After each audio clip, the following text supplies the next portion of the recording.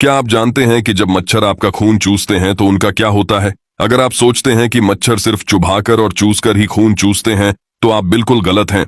वास्तव में जब भी कोई मच्छर आपका खून चूसता है, तो यह आपके ऊपर एक न्यूनतम आक्रामक सर्जरी करने जैसा होता है। आइए देखें कि यह मच्छर डॉक्टर आपकी सर्जरी कैसे करता है। सबसे पहले ये चुपचाप आपकी त्वचा पर उतरेगा। आपके द्वारा देखे जाने से बचने के लिए आपके निचले मुंह की स्थिति का पता लगाने के बाद ये आपको सुन्न करने के लिए सोच समझकर मुंह से कफ थूक देगा। सर्जरी के दौरान आपको झुनझुनी की अनुभूति होती है। इसके बारे में क्या ख्याल है? क्या इस प्रकार की सेवा पर्याप्त है?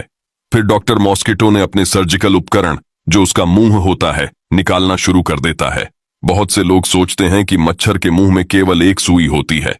वास्तव में उसके मुंह के अंग अलग अलग कार्य करने वाली 6 सुइयों से बने होते हैं।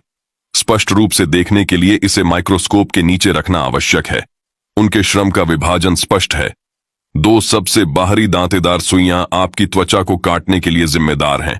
2 आंतरिक सुइयां रक्त वाहिकाओं के रास्ते में बाधाओं को दूर करने के लिए जिम्मेदार हैं, और 2 मध्य सुइयां रक्त को चूसने से रोकने के लिए एंटीकोआगुलेंट यौगिकों को स्रावित करने के लिए जिम्मेदार हैं। इस प्रक्रिया में आपका रक्त जम जाता है और दूसरे मच्छर के वास्तविक भोजन उपकरण होते हैं आपके द्वारा खोजे बिना। यह लालच से आपका खून चूसेगा जब तक कि इसका पेट फूलकर अपने आकार से कई गुना न हो जाए। इस प्रक्रिया में यह इस सुई के माध्यम से वायरस को आपके रक्त प्रवाह में भी इंजेक्ट करता है।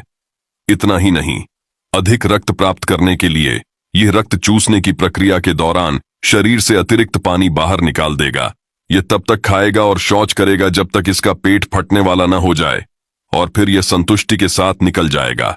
ज्यादातर मामलों में जब तक आप अपनी त्वचा में झुनझुनी और खुजली महसूस करते हैं, तब तक मच्छर उड़ चुका होता है। यह संवेदनाहारी दवा के गुजरने के बाद आपके शरीर की प्रतिरक्षा प्रतिक्रिया के कारण होता है। यहां देखें, क्या हमें किसी पेशेवर मच्छर चिकित्सक की प्रशंसा करनी चाहिए?